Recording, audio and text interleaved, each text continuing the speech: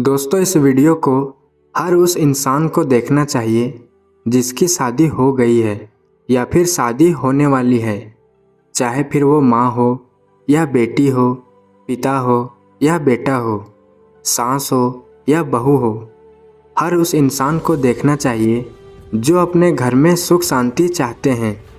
मैं जानता हूँ जिस घर में बहुत ज़्यादा लड़ाई झगड़े होते हैं, उस घर में सुख शांति का होना बहुत ही ज़रूरी होता है। मैं आपको कोई मंत्र नहीं बताने वाला, बल्कि कुछ ऐसे तरीक़ों के बारे में बताने वाला हूँ जिससे आपके घर की खोई हुई सुख शांति वापस आ जाएगी। जिसने इस वीडियो को पूरा देख लिया और अपने जीवन में ये तरीके अपना लिए, उसका जीवन, उसका घर स्वर्ग बन जाएगा। तो चलिए कहानी शुरू करते हैं। लेकिन कहानी में खो जाने से पहले प्लीज़ हो सके तो वीडियो को शेयर ज़रूर कर देना। एक बार की बात है, सुभाष रात के अंधेरे में ही अपने घर से निकल पड़ा था। उसे यह बिल्कुल अंदाज़ा नहीं था कि वो कहाँ जाएगा, कहाँ रहेगा। लेकिन एक बात उसने अपने मन में पूरी तरह से ठान ली थी कि वो अब वापस लौटकर अपने घर नहीं आएगा। वैसे तो सुभाष का पूरा भरा हुआ परिवार था। उसकी पत्नी थी, उसकी माँ थी, उसके पिता थे, उसके 2 बच्चे भी थे जो अभी छोटी ही उम्र के थे। सुभाष की पत्नी दिन में खाली होते ही अपने पड़ोस की महिलाओं के साथ समय बिताया करती थी। लेकिन एक बहुत पुरानी कहावत है कि इंसान अपने दुखों से इतना दुखी नहीं होता जितना कि दूसरों के सुख से दुखी होता है। कुछ महीने पहले तक सुभाष के परिवार में बहुत ही खुशियाँ थी।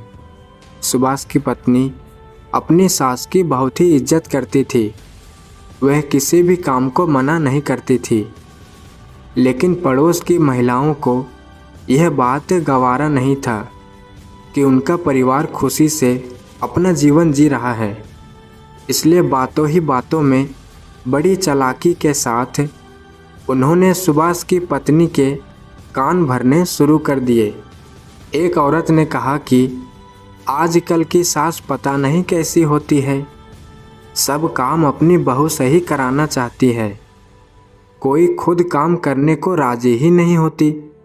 अरे बहू भी तो एक इंसान ही होती है, वो घर की नौकरानी थोड़ी ना होती है। दोनों मिल बांटकर काम करे तो दोनों को अच्छा लगेगा। लेकिन नहीं, उनको तो अपना शासन चलाना है।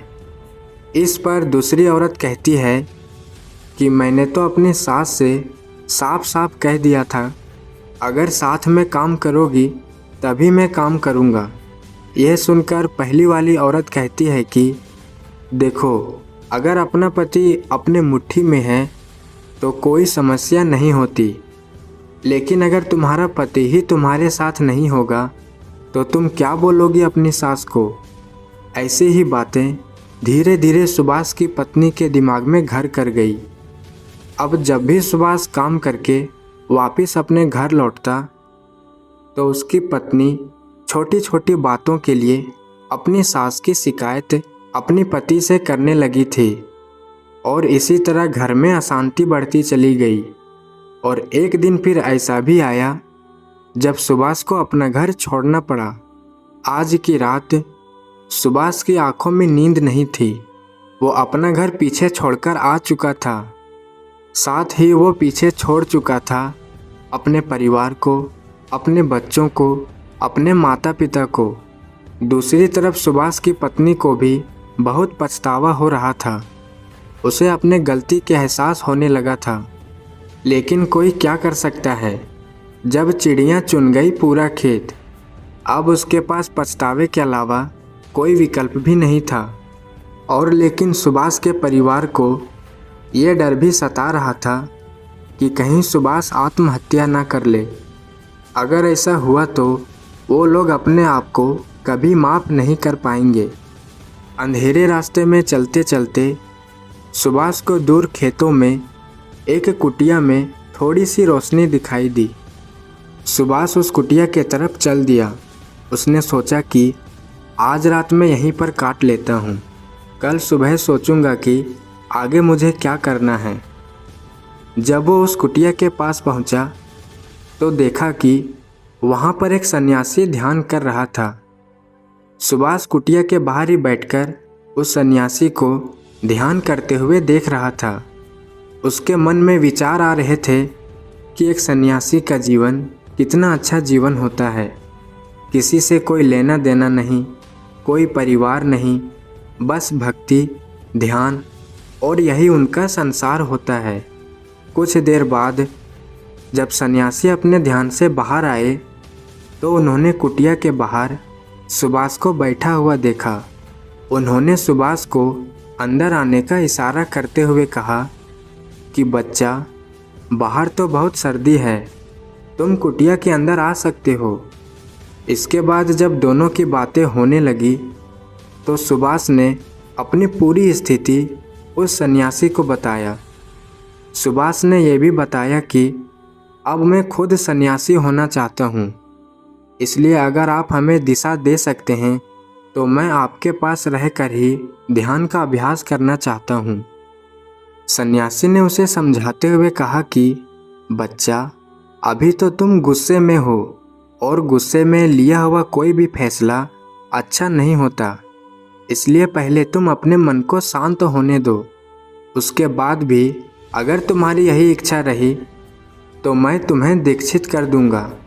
फिर उस रात सुभाष उसी कुटिया में ही सो गया। कुछ दिनों तक उस सन्यासी के साथ रहने के बाद सुभाष को अपने बच्चों की याद सताने लगी थी। कुछ दिन और बीत जाने के बाद उसे अपने माता पिता की और अपनी पत्नी की भी याद आने लगी थी। जब भी वह सन्यासी के साथ ध्यान करने के लिए बैठता तो उसके मन में अपने बच्चों की खिलखिलाहट, अपनी पत्नी के हाथ का खाना फिर से उसे याद आने लगा था। तभी एक दिन सुभाष ने उस सन्यासी से कहा कि हे गुरुदेव, मैं बड़ा ही संकट में फंसा हुआ हूँ। मुझे समझ नहीं आ रहा कि मुझे कौन सा जीवन जीना चाहिए।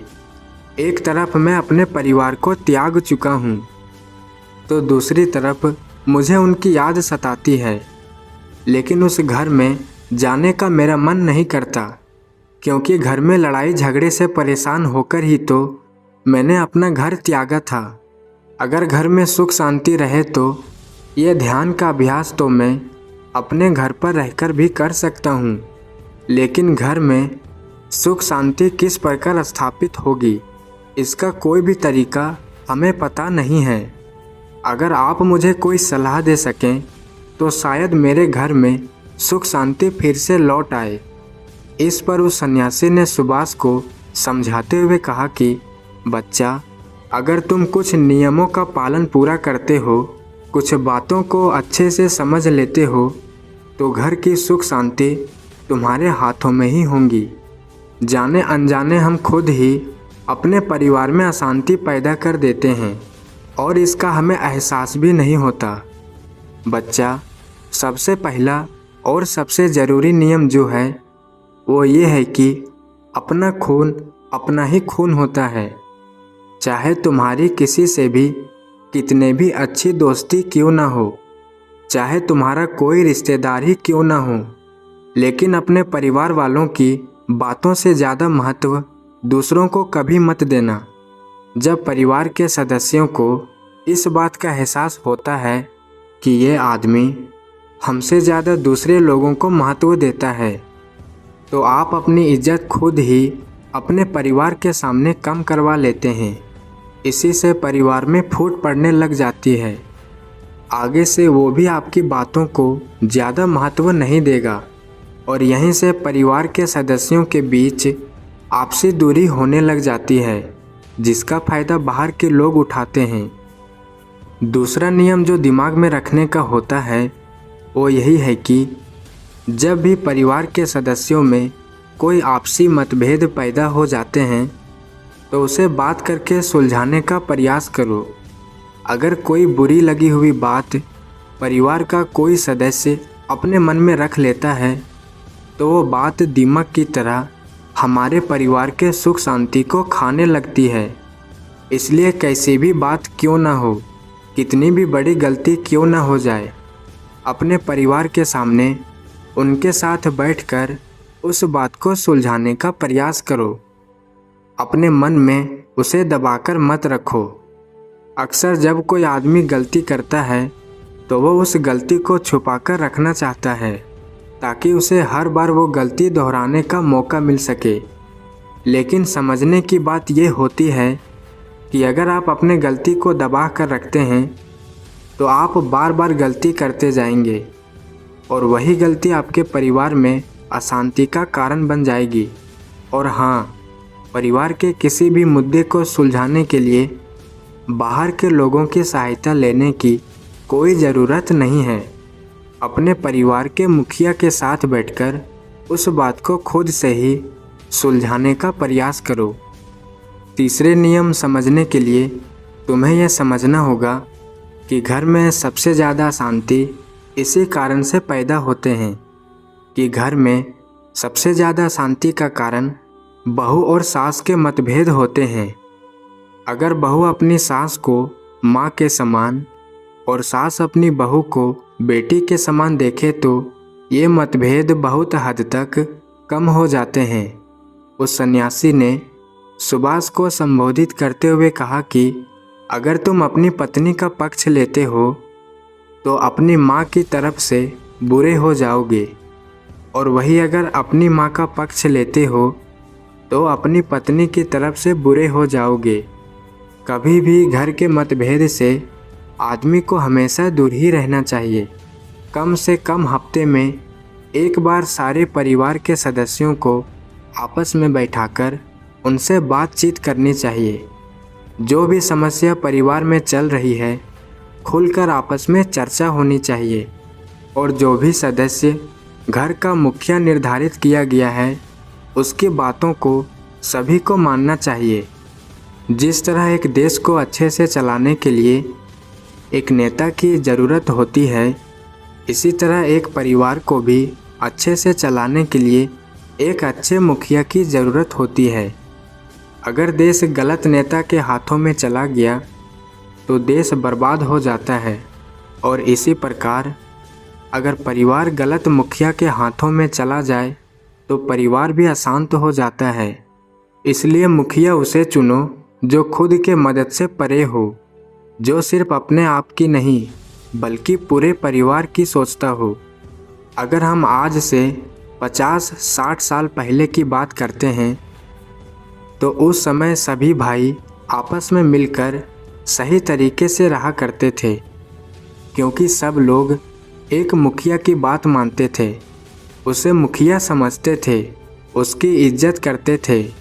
लेकिन आज ऐसा कुछ नहीं रहा। तो हमें एक मुखिया अपना बनाना चाहिए और उसकी बातें सुनना चाहिए।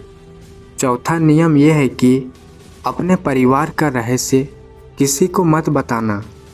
जो अपने परिवारजनों के बीच बातें हो रही है उनकी चर्चा अपने पड़ोसियों के साथ कभी मत शेयर करना, वरना तो लोग आपके घर के रहस्य, आपके घर की कमियां जानना शुरू कर देंगे, और समय आने पर उन्हीं कमियों की वजह से आपको पछताना पड़ेगा। जो बात परिवार के 4 दीवारों के बीच हो रही है उसकी किसी को भी कानों कान खबर नहीं होनी चाहिए। इससे परिवार के सदस्यों का विश्वास एक दूसरे पर से उठ जाता है, और समाज में आपकी वजह से आपके परिवार का मजाक भी बनाया जा सकता है। 5वां नियम यह है कि परिवार में सिर्फ अपने स्वार्थ के लिए नहीं जिया जाता। परिवार के सभी सदस्यों के लाभ और हानि के बारे में हमें चिंता करनी होती है। अगर हम सभी सदस्यों को भूलकर सिर्फ अपने स्वार्थ के बारे में सोचेंगे तो परिवार होने का कोई मतलब नहीं रह जाता।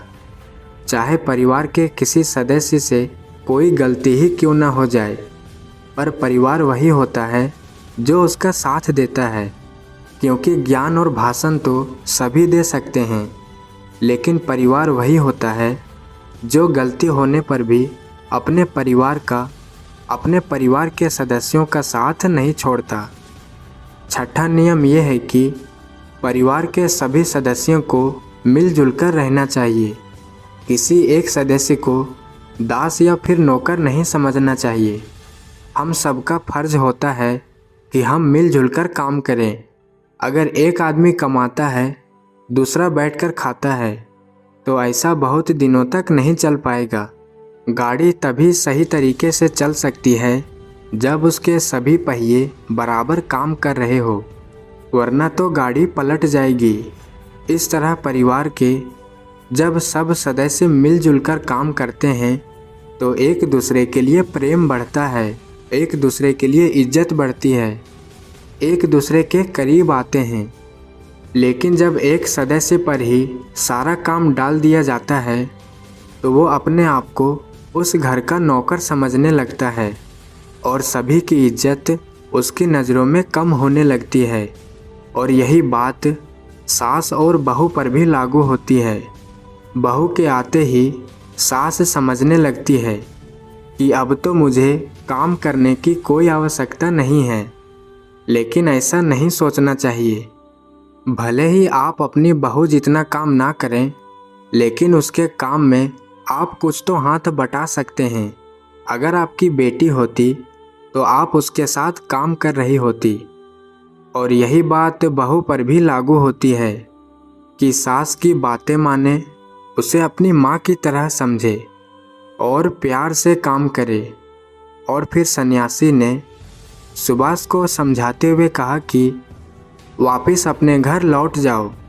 उन्हें वहाँ जाकर इन नियमों के बारे में पूरी तरह से विस्तार से समझाओ ताकि तुम्हारा परिवार फिर से एकजुट हो सके। क्योंकि जितना तुम अपने परिवार से दूर भागने की कोशिश करोगे, उतना ही दुखी होते चले जाओगे।